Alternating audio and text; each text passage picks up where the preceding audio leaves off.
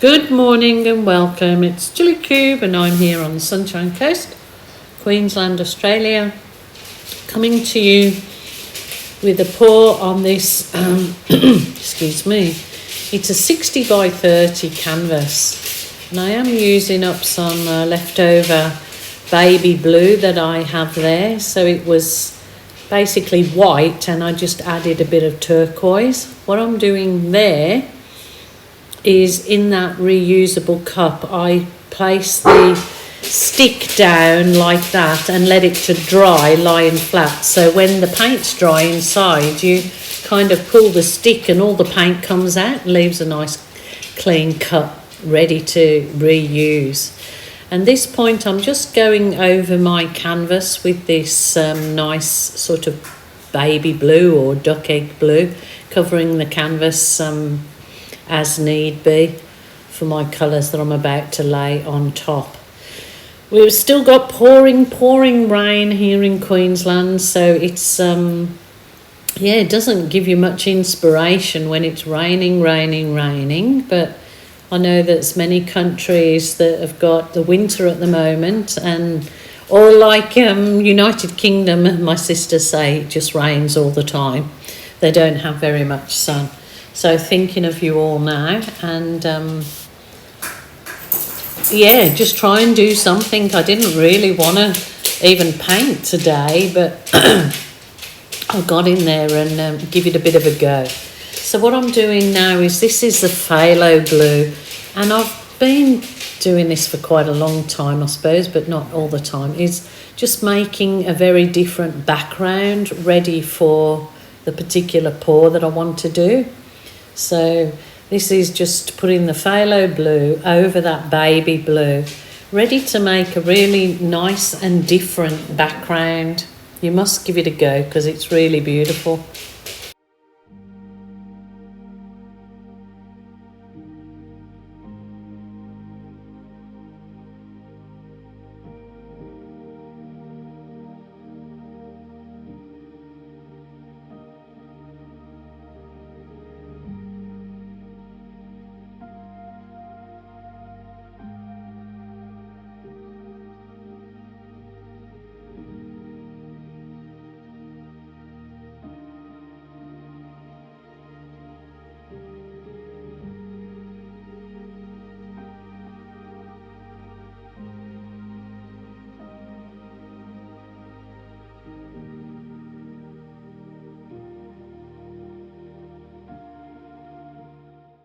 So as you can see, I've just blown out that one colour for my background on this particular piece, and it really does give, a really nice 3D effect when you do a separate background before your main pour. So what I'm doing now is I'm puddle pouring colours. So that is actually the white, and then there's my Berry Delicious, which is a very dark cherry colour. And I'm layering the colours,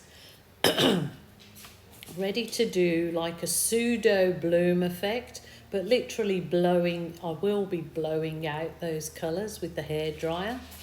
So it's a bloom on a larger canvas than what lots of people do, little squares for their bloom. So it's doing a bloom effect, a pseudo bloom. That's my gold on top of that crimson red. Having trouble with the thingy, the end, so just push a skewer in there, or not a chopstick, it is a skewer, isn't it? Unblock the hole, and then I'll just continue layering the paint.